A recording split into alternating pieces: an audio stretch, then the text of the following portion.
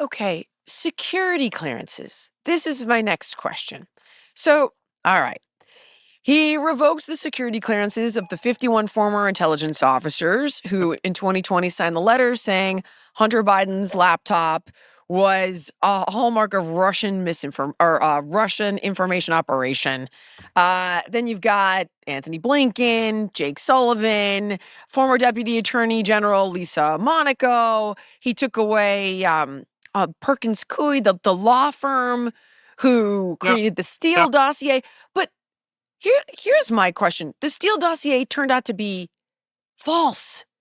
The Hunter Biden laptop was not Russian propaganda. So shouldn't they pay a price for those gigantic fabrications? I have a radical idea. Please. Nobody who is not working in the government should ever have a security clearance.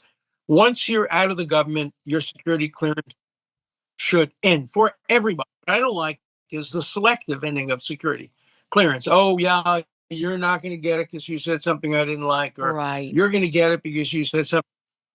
I don't see why anybody who's not in the government at this point in time should have access to new secrets. Now, they have access to old secrets, obviously.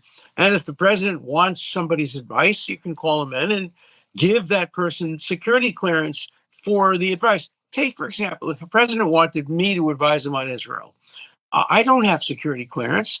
So why should my advice be less valuable than somebody who used to have security clearance and still maintains the security clearance as an anachronistic holdover from his prior job? So I would like to see an end to all security clearance for all people who are no longer in the government, with exceptions that can be made to give them security clearance if it's necessary to have them give advice on current affairs. That's the way I would handle this. But do you see this as retaliatory? Because not only would I revoke their security clearance, I would go after them for fabricating a Steele dossier or for trying to, quite honestly, I mean, why would you say that the laptop story was not true if you weren't trying to influence the election? Well, we go after them politically. You can go after them in the court of public opinion, but you can't go after them legally unless they've done something that's a crime. And most of the things that you're describing are not crimes. They are political. They show bad judgment. The 55 intelligence officers, that is shocking to me, particularly because I know some of them. Wow. And they are the ones I know are decent people. Why would they have done something like that? I mean, it was so clear, even to me as an outsider, that there were real questions about the Steele dossier.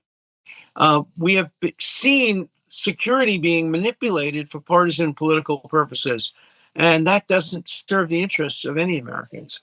How does that stop, though? Is there a legal pathway to stopping that, sir? There is. I mean, what is it? Again, you can cut security clearance off for anybody in the government. There are things that can be done, but most important is to stop this partisan approach to everything. Everything today in America is partisan. And, you can't have debates, you can't have discussions. Harvard University today probably wouldn't even want to host the Lincoln Douglas debates. They would say, half the people don't want to listen to Lincoln. Half the people don't want to listen. People don't want to hear opposing points of view. Why podcasts are popular, because you can pick the point of view you want to hear. And that's why Walter Cronkite couldn't get a job today on national television, because he's too objective and too unbiased. What you want to hear is the CNN approach or the Fox approach. People want to be in their own little areas and not get the opposing points of view. As somebody who wants to hear every point of view, I'm so busy flipping the channels all the time, and I still can't find out what the truth is. You have to do your own research to get to the bottom of things. It is virtually impossible, arguably by design, which is why I was so desperate to have this conversation with you. Thank you so much for watching. If you enjoyed the podcast, please like, comment, subscribe, and share. And make sure to let me know what guests you want to see on in the future.